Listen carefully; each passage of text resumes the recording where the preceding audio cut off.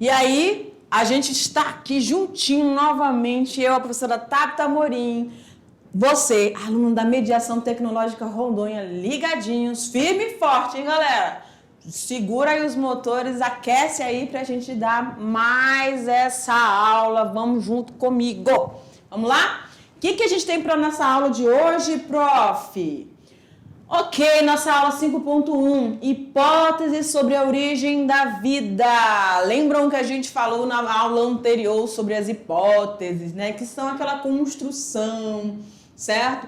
De deduções que passaram pelo método científico, pelos experimentos, onde você comprovou, né? Então, você construiu aí uma informação, uma tentativa de respostas, né? Para um fenômeno. E é disso que a nossa aula vai tratar, então. Geração espontânea ou abiogênese, teoria da biogênese, os experimentos, vamos verificar aí quem foi que fez alguns experimentos, né? Red, os experimentos de Needham e de Spallanzani, certinho? Seguindo aí, então, habilidades, identificar a interferência de aspectos místicos e culturais nos conhecimentos do senso comum relacionados a aspectos biológicos, certo? Então, olha só, galera, lembra que na nossa aula, olha aqui pra mim, lembra que na nossa aula anterior a gente falou sobre essa questão do senso comum e a importância do método científico, que é você divulgar um fato comprovado, estudado, testado e que foi realmente concordado, né? O que foi a conclusão chegou realmente a explicar aquela sua dedução, que é a sua hipótese, certo? A aula de hoje vai falar sobre essas hipóteses, como que as pessoas dos séculos passados, né, também estudiosos dentro do seu conhecimento, dentro do seu período, com a informação que eles tinham para a sua época, como é que eles começaram a construir essas informações, tá? Muitos partiam realmente do senso comum, porque eles não tinham nada, never, de método científico, certo? Eles foram fazendo suas deduções a grosso modo, vamos dizer assim, a partir do senso comum, tá bom? Então, vamos lá? Geração espontânea ou abiogênese. E aí a gente fala um pouquinho sobre essa questão da abiogênese, né? A abiogênese, olha aqui pra mim. Abiogênese, esse ar, né? Esse A é de negação. Ou seja, gênese, bio a gente já viu, que é vida, gênese é o início, né? Ou seja, a negação do início da vida, certo? Foi uma hipótese que foi formulada e depois a gente vai ver o que vai acontecer com ela, tá bom? Vamos ver o que essa abiogênese traz pra gente aí. Há mais de 10 mil anos, antigas doutrinas havia uma crença de que certos anfíbios e répteis, presta atenção, escala evolutiva aí, né? Certos anfíbios e répteis, como rãs, crocodilos e cobras, surgiam da lama dos rios. Isto ocorria na Índia, Babilônia, que é o atual Iraque, e no Egito. Esses animais apareciam inexplicavelmente no lodo ou associados a ele, a lugares úmidos, né? E eram pensados como manifestações da vontade dos deuses. Olha aqui para mim. Nesse cenário, tá, de pouca informação, ainda não existindo método científico, eles estavam ali confabulando as suas ideias, mentes pensantes, né? E confabulando, pensando, tentando responder aos seus questionamentos. E aí, essa hipótese surgiu. Ou seja, essa dedução surgiu.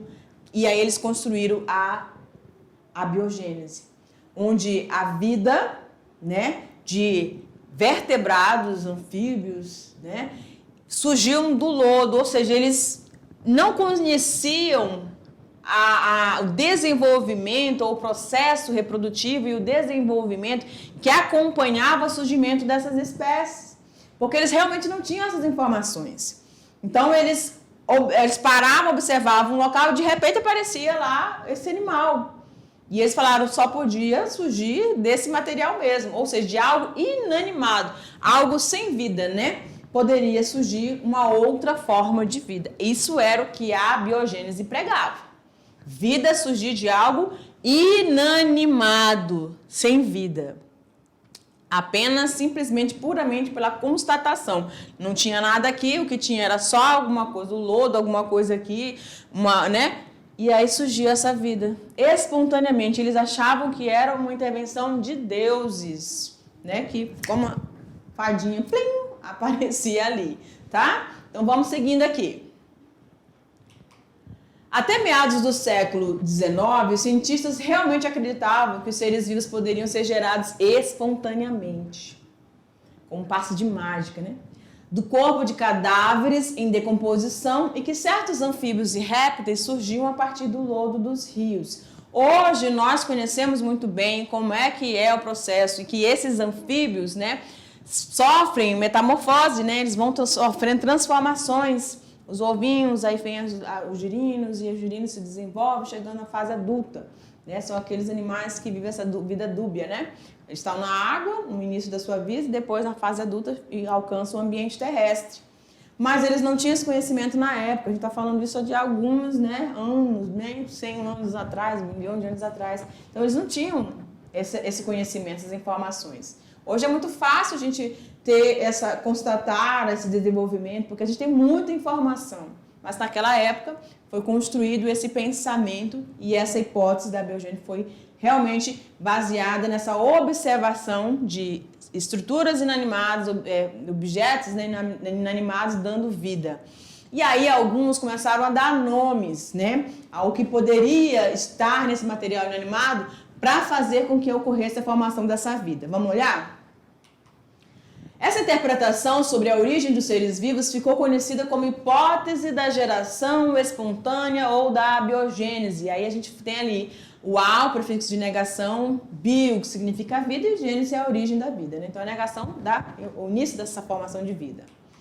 O primeiro a fazer a pergunta de onde teriam surgido os seres vivos de forma sistemática, sempre vai aparecer um que gosta de organizar as coisas. Não tem aquele... Quando você tá aqui pra mim, você tá lá na sua casa, de boa, tranquilo, você parece, no final de semana, você tá tranquilo, né? Não tem nada pra fazer. Aí chega um parente e diz, nossa, essa casa tá meio... Aí começa a colocar aqui nos detalhes, menino, tá muita bagunça aqui. Aí sempre vai ter um sistemático na nossa vida. Aquele que vai tentar organizar. E isso é importante, gente. Isso é muito importante. Porque a organização nos ajuda a construir algo mais à frente, tá? E aí também, nesse período, aconteceu isso. Precisou existir os sistemáticos da época para poder fazer alguma construção. Vamos olhar lá. Então, Aristóteles ele foi esse, né? Que lá no século IV a.C. tentou fazer essa organização. Para explicar a origem da vida, ele supunha a existência de um princípio ativo, ou o que ele chamou de força vital, que existia nessa matéria inanimada. Então, eles acreditavam, olha aqui para mim, eles acreditavam que num objeto qualquer, num substrato qualquer, sem vida, existia uma força vital, capaz de formar, de dar o início, o pontapé para o desenvolvimento de um outro ser. Porque eles não tinham explicação de como acontecia, eles não conseguiam compreender o processo anterior a isso. E aí eles achavam que realmente isso acontecia espontaneamente, tá? A gente vai ver algumas coisas assim bem, né, para nossa época, para nós agora, muito malucas. Mas foi o que aconteceu ali. Isso no século IV, né, gente? Vamos lá. Segundo Berzelius, os compostos orgânicos eram produzidos a partir dessa força vital e essas características dos organismos vivos que impossibilitavam a sua síntese. Né? Então, essa força vital impregnada nesse material ativava o processo para que ocorresse então, essa forma de vida. Se ele tivesse ali instável, né, nada desenvolvesse, ajudasse nesse desenvolvimento, a vida não iria florescer, vamos dizer assim, não iria surgir, tá? Seguindo. A ideia era baseada em observações descuidadas, sem rigor científico, porque não existia o método científico ainda, tá, galera? de que alguns animais aparentemente surgem de matéria em putrefação, ou seja, em decomposição, né? Ignorando a pré-existência de ovos ou mesmo de suas larvas. A gente sabe que no material agora em decomposição pode surgir alguns animais, alguns insetos que vão colocar os seus ovos e vai iniciar um processo aí desencadeando, além da ação de fungos e bactérias que a gente sabe que são primordiais para realizar essa decomposição, tá? Mas, inicialmente, como eles não tinham essa compreensão, não tinham esse conhecimento ainda, eles faziam as suas deduções, tá? Vamos lá. Isso antecedeu, o desenvolvimento do método científico. Foi antes, né? Como praticamos hoje. Não havendo tanta preocupação em certificar-se de que essas observações, fossem fidedignas e sistemáticas. Então, eles não tinham o rigor das regras do método científico que foi lá desde o século XIX, foi pensado lá por Roger Bacon e Francis Bacon e aí, consequentemente, por várias outras cabeças, né? Então, não existia esse método científico, eles não tinham necessidade de sistematizar com rigor nenhum. Eram deduções, um grupo de pessoas aqui pensando, imaginando como é que poderia acontecer e, pum, jogavam isso, divulgavam isso de forma descuidada. Continuando aqui, então. Dessa interpretação surgiu, então, essa teoria, né? Teoria da geração espontânea ou teoria da abiogênese. Segundo a abiogênese, todos os seres vivos originaram-se espontaneamente da matéria bruta, de algo que não tem vida. O grande poeta romano Virgílio garantia que moscas e abelhas nasciam de cadáveres em putrefação. Na Idade Média, Aldovandro afirmava que do lodo do fundo das lagoas poderiam nascer patos. Olha só, e morcegos. Uma ave e um mamífero. Uma ave e um mamífero surgindo aí desse lodo, tá? Como que era, né, brutal essas informações. Para nós, hoje, isso é totalmente inadequado, né? Para não dizer outra coisa. Mas, naquela época, conseguiu responder algumas perguntas. Mas muitas dúvidas também continuaram a existir, né? Muitos questionamentos foram levantados, tá? Por isso que surgiram outras teorias. Lembra que a gente falou na aula, né, anterior, que as teorias, apesar de elas estarem aqui, foram formuladas porque tiveram os testes, né, as deduções, as hipóteses, e aí elas foram confirmadas depois de uma experimentação, ok. Mas uma informação nova que surja pode derrubar uma teoria. E foi o que aconteceu, tá? Então vamos seguindo ali. O cientista belga Jean-Baptiste von Helmont chegou a propor uma receita. Ele era biogenista, tá? Então ele chegou a propor uma receita, olha só, para produzir, podia fazer outra coisa, né? Mas a proposta dele era produzir ratos, gente. Aí ele criou uma receitinha, olha só a receita, fica a dica aí, nossa. Camisa suada, um punhadinho de grãos de trigo num quarto escuro e protegido. Ou seja, olha para mim. Você sabe, hoje nós sabemos que esses animais, esses roedores, eles podem invadir o ambiente urbano atraídos por restos de alimentos, né? Eles têm falta, né, de alimento seu ambiente natural e eles podem migrar, ou muita abundância desses restos de alimentos na área urbana e eles acabam vindo. E aí, essa disponibilidade que faz com que surja esse aparecimento desses roedores. Mas naquela época, o Helmont, ele realmente achou que eles poderiam ser produzidos. E aí ele criou essa receitinha que você colocava na camisa, então tem o suor, né? Tem ali restos de células mortas, e aí ele pensou ali naquela força vital, um quarto escuro, propício, os roedores eles não vão ficar circulando, eles têm medo, né? Eles se afugentam, gostam de lugares escuros, então eles tinham um lugar ali propício para poder chegar e tinha alimento, né? Tinha um restinho lá de trigo, então eles foram procurando tanto o abrigo, né? Não só a questão do alimento, mas foram procurar abrigo, mas para aquela época eles achavam que eles realmente surgiam a partir disso, tá? Então volta lá. Alguns dias depois, surgiram então os tão esperados roedores.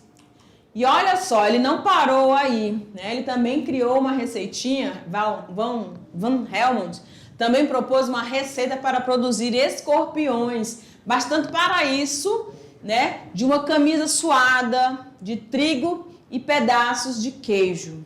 Aí ele mudou um pouquinho, né? Inseriu ali o queijo junto para poder fazer a misturinha que iria dar origem aos escorpiões. Agora o interessante disso é que como que, né?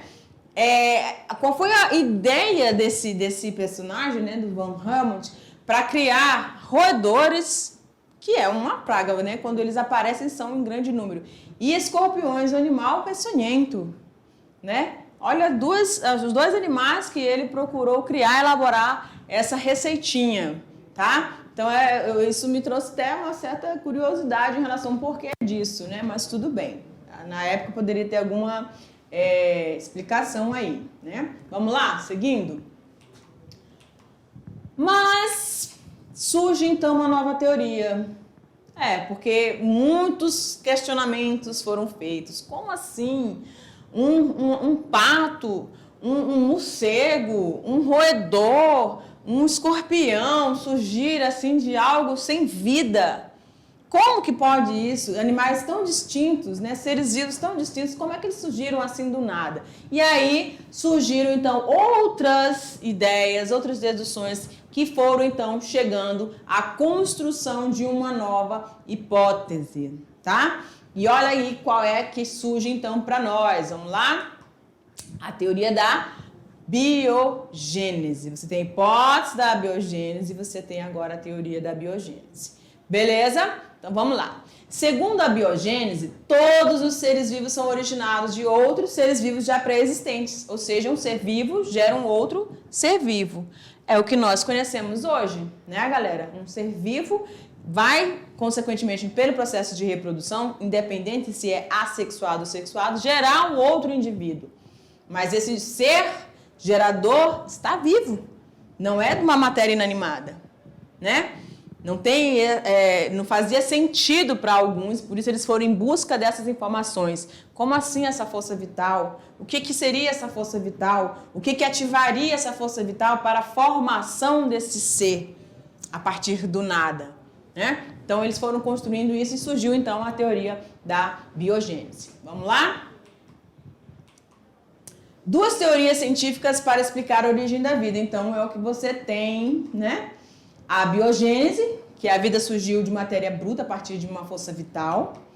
E você tem também a biogênese, que é a vida surgida a partir de um ser vivo, que é a compreensão que nós temos hoje. Beleza? Essa teoria defende que a vida somente pode ser produzida por outra pré-existente. Aí a gente está mostrando aí duas células reprodutivas, né? O óvulo e o espermatozoide, ou seja, ocorre o processo aqui para mim. Ocorre o processo de fecundação, isso na reprodução sexuada. Esses dois gametas se encontram e aí vai ocorrer inúmeras transformações celulares até a formação desse novo ser, certo? E esse novo ser, então, agora com todas as características aí propícias para estar usufruindo desse ambiente onde ele surgiu, tá? Então tem que ter uma história antes, tem que ter um ser vivo antes, que vai gerar essa vida. Se a gente pensar numa bactéria que vai se reproduzir assexuadamente, essa mesma bactéria, hoje nós conhecemos que eles têm um material genético que se duplica e forma uma nova célula, né? Uma nova bactéria, duas novas bactérias, certo? Ela sofre bipartição, que mais pra frente você vai estar, né? Nós vamos estar falando mais sobre isso aí. Seguindo então. A teoria da biogênese hoje é bem entendida por todos, né? Entretanto, para refutar a teoria da biogênese, diversos pesquisadores dedicaram-se anos, né, em estudo para a compreensão dessa questão. Então, olha só. A necessidade ou a desconstrução, olha aqui para mim. A desconstrução, olha aqui para mim, vamos lá. A desconstrução de uma ideia, ela surge a partir do momento que essa explicação não seja mais satisfatória. tem muito mais questionamentos do que respostas. E aí as pessoas, né, os cientistas, os observadores, os curiosos ficam instigando. Ele falou, não, a gente precisa de novas respostas, a gente precisa construir algo diferente, porque isso aqui não é mais satisfatório para a gente. E aí surge uma nova situação, formulação de novas ideias, novas explicações para tentar chegar à conclusão, tá? Então, as teorias, elas hoje são, amanhã podem não ser, porque a gente já falou aqui, a ciência é algo dinâmico, não é estagnada, não existe ciência estagnada. Um fato pode mudar, existem processos, né, de mutações que fazem com que uma coisa que a gente pensava que existia hoje pode não estar aqui mais, ou pode mudar, né, fazer esse pulo, e aí as coisas mudam todas e precisam de novas explicações, tá? Vamos lembrar aí das questões dos vírus, né? Os vírus são organismos, tá? Parasitas que precisam e sofrem essas modificações, essas mutações com muita frequência e acabam mudando rapidamente, e aí todo o percurso precisa ser novamente refeito para poder chegar à situação de minimizar os efeitos e ações desses vírus. Ok? Vamos voltar lá para a questão. Vamos a alguns experimentos que foram feitos, realizados, então, dessa insatisfação, né, das respostas dadas pela teoria da abiogênese. Tchau. Os experimentos de Redd. Então, Francisco Redd, ele criou um experimento porque ele foi um dos primeiros assim, que não tá legal, tem alguma coisa aqui e eu preciso reformular isso, tá? E aí ele fez um experimento que é muito conhecido, né, dentro da área da biologia. Vamos dar uma olhada lá. Então, Francisco Redd foi um cientista que, por meio de observações e estudo com cadáveres de animais e a ocorrência de vermes, propôs em 1688, a partir de métodos empíricos simplificados, a hipótese que propiciou a queda dos preceitos da biogenitas. Então, ele derrubou? Não. De cara, ele não derrubou. Tá? Ele trouxe um experimento. E ele estava estudando ali em cadáveres, né? Cadáveres de animais. E ele observou algumas diferenças de explicações que estavam sendo respondidas pela teoria da biogênese. Ele falou assim, não, tem algo aqui que vocês não prestaram atenção. Tem algo que escapou da observação de vocês. Olha que legal, né? A questão dessa observação. Para você poder formular suas perguntas, deduzir algo, né? Formular suas hipóteses, experimentar. E agora o Francisco Redd chega nessa fase de experimentação. Então vamos lá, o que ele fez para tentar explicar isso? Vamos lá. Em seu experimento, Redd colocou pedaços de carne em 2 frascos, tá? Aí os 2 frascozinhos, né? Abertos, cobrindo um deles com uma fina camada de gás. Então você pode observar ali, ó, um dos frascos está com uma vedação, né? Logo ele percebeu o sobrevoo de moscas, os insetos ali, né, a mosquinha, que só conseguiam acesso à carne do frasco que estava descoberto. Gente, hoje nós sabemos que qualquer alimento que a gente está cozinhando aqui, né, sua mãe, você mesmo, preparou ali a sua refeição. Vai deixar a panela aberta, tampa aberta? Não vai, né? Porque a gente sabe dessa ação dessas moscas, né, desses insetos. A gente sabe que essas moscas, hoje a gente conhece o desenvolvimento delas, elas vão colocar esses ovozinhos, esses ovos vão formar então essas larvas vão formar uma nova mosca. E foi a partir da observação de um dado experimental que o Francisco Redd conseguiu responder, mas não foi satisfatório para a época dele. Muitos ainda ficaram questionando, eles brigavam entre si, não, você está errado, você não é assim, porque a abiogênese foi muito forte por muito tempo. Só que aqueles que estavam insatisfeitos com as respostas da abiogênese começaram a futucar e foram aprofundando esses experimentos. Vamos lá? Voltando lá. Depois de alguns dias, com a matéria orgânica decomposta, notou o surgimento de larvas apenas no frasco que estava aberto, obviamente, né? Concluindo que as larvas surgiram do desenvolvimento de ovos colocados pelas moscas e não pela força vital que era considerada pelos abiogenistas. Segundo os abiogenistas, olha aqui para mim, no segundo frasco que estava vedado, também era para aparecer uma forma de vida. Você tinha um pedaço de carne, tá? Apesar dessa carne ser de um animal, agora esse animal estava morto e aquele pedaço de carne estava ali. Ia entrar em estado de putrefação.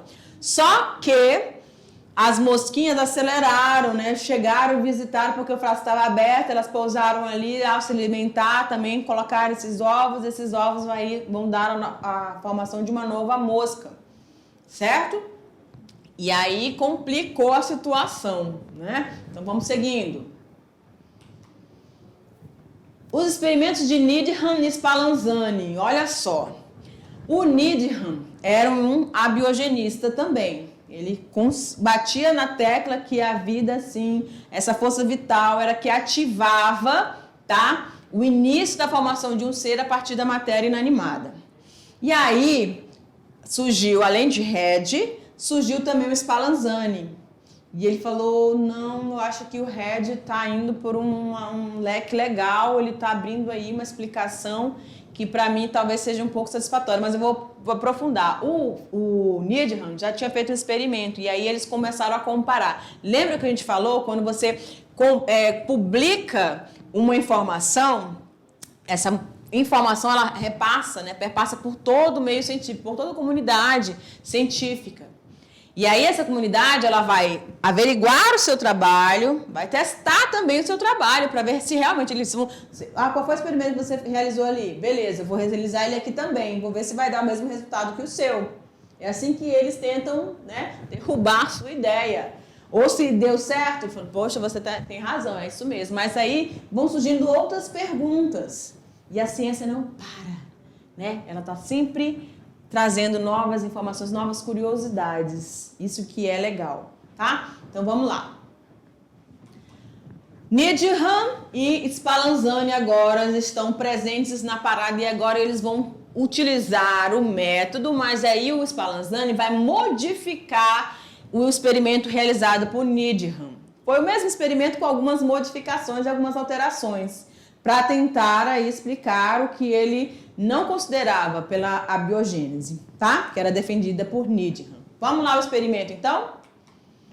John Needham, em 1745, realizou novos experimentos para reforçar a hipótese da abiogênese. Nesses experimentos, ele colocou recipientes cheios de caldo nutritivos que foram aquecidos. Essa palavra é muito importante. Foram aquecidos e fechados hermeticamente. Ele observou que mesmo com os vidros fechados, se desenvolviam no caldo um grande número de micro-organismos. Presta atenção aqui. O Needham, então, pegou um caldo, né, pode ser caldo de galinha, ou sei lá, caldo de carne, não sei, um caldo nutritivo, substâncias nutritivas, tá? Levou ao fogo, mas ele aqueceu. Não tem aquela hora que a gente fala assim, a mãe fala assim, menino, vai lá passar um café. E aí, quando ele manda passar o café, tem gente que só aquece a água, não sai do mesmo jeito, né? A água tem que ser fervida. E aí, o que o Needham fez? E ele aqueceu essa água, e aí ele vedou, e aí ele foi olhar depois de alguns dias no microscópio, né, na utilização ali, e verificou a presença e existência, né? O líquido ficou meio escurecido, mudou de cor, teve micro-organismos ali. Ele falou, tá vendo? A força vital fez com que, mesmo vedado, surgisse a vida ali naquele recipiente. E o Spallanzani não. O que ele fez? Vou repetir o seu experimento. Só que o que ele fez? Ferveu o caldo nutritivo, né? E ele teve maior atenção na manipulação. E quando ele vedou, no frasco dele não apareceu, depois de alguns dias não apareceu nada. Porque o calor tinha matado a maior parte dos micro-organismos, tá?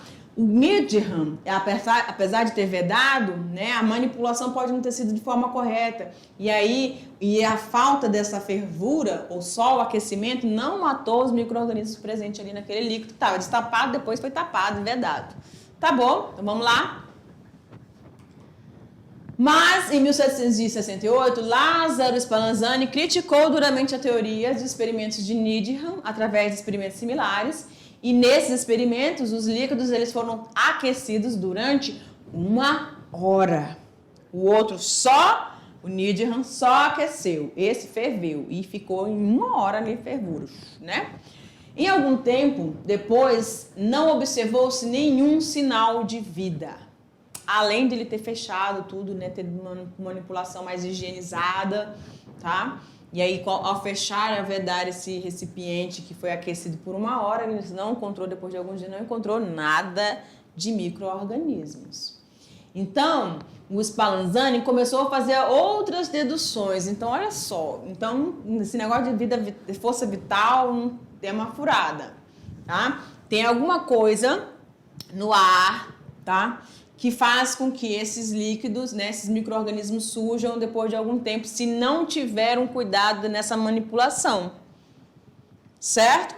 E isso é interessante porque hoje nós sabemos os cuidados, lembra lá da historiazinha do Samuels, né? Daquele hospital, das 2 alas lá. A manipulação das coisas, dos instrumentos, não só cirúrgicos, né? Você sabe que o médico tem todo um cuidado, a vestimenta dele, né? Tem que ser bem esterilizada. Todos os utensílios das camas nos hospitais tem que ser bem esterilizado, todo o material, para evitar o máximo. Mesmo assim, a gente sabe que ainda existem a presença aí de bactérias, né? E essas bactérias presentes ali dentro do hospital, elas se tornam cada vez mais resistentes quando elas estão sujeitas, né, ali àquela variedade de medicamentos que são ministrados para os pacientes ali internados, tá?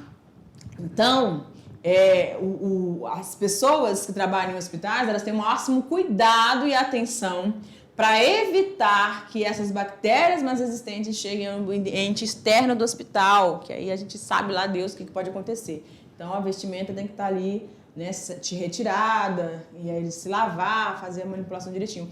Então, esses cuidados hoje nós sabemos muito bem, até mesmo com a nossa alimentação.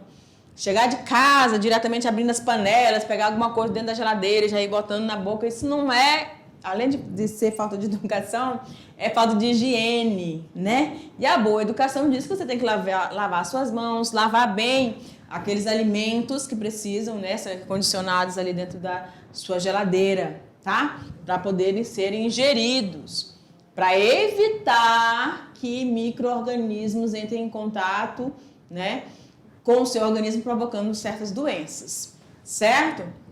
Então, o Spallanzani, ao ferver, eliminou esses agentes, né, esses micro-organismos desse líquido, teve essa manipulação, esse cuidado muito preciso ali, e no experimento dele ele não verificou mais vida nenhuma. Só que o que aconteceu?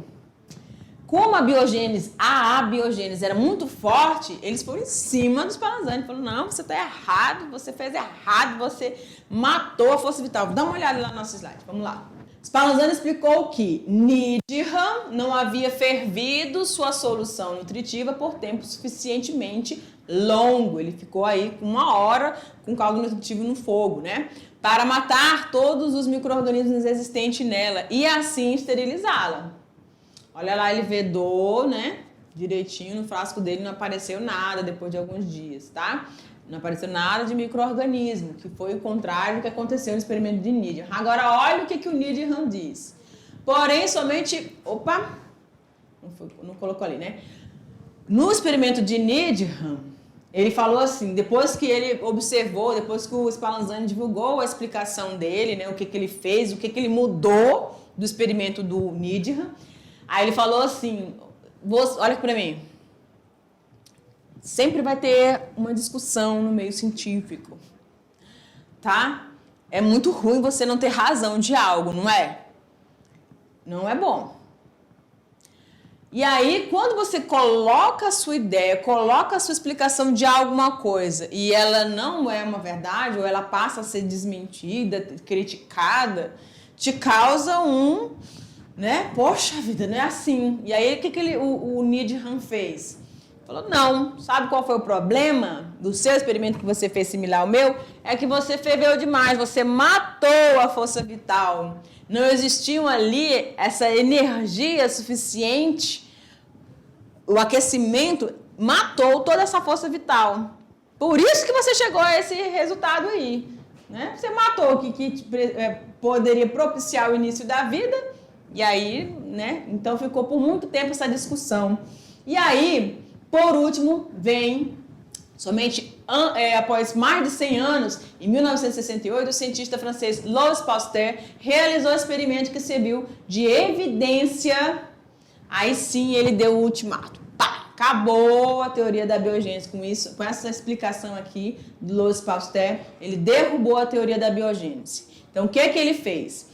Repetiu o experimento deles, o caldo nutritivo, pode mostrar lá a nossa imagem. Repetiu, utilizando o caldo nutritivo, só que ele usou um recipiente, tá? Onde ele aqueceu o biquinho desse recipiente e aí ele ficou alongado, ele formou como se fosse uma curvatura, como eles chamam de pescoço de cisne, né? Essa curvatura faz com que quando esse recipiente com esse líquido é aquecido, o vapor sobe, vai percorrendo esse espaço. Quando chega nessa curvatura, como se fosse o U, acaba acontecendo a paralisação ali. O ar entra, mas chega só até ali. E o vapor se encontra, ele resfria, forma um pouco de água, né? Estado líquido, não mais no estado de vapor. E aí a sujeira começa a se acumular ali, impede a entrada do ar e esse ar, não, com esses micro-organismos, chegue até o líquido. E aí o Spallanzani testou isso, repetiu isso várias vezes e realmente verificou. Só apareceu novamente micro-organismo no experimento de Louis Pasteur, que foi o pai da esterilização aí, né? Que ele criou esse método aí, com essa explicação, utilizando esse experimento, ele derrubou completamente a teoria da biogênese e disse que sim, havia no ar a presença de micro-organismo que em contato com o líquido poderia propiciar então o surgimento desses micro-organismos, né? Desenvolver, porque o líquido era nutritivo.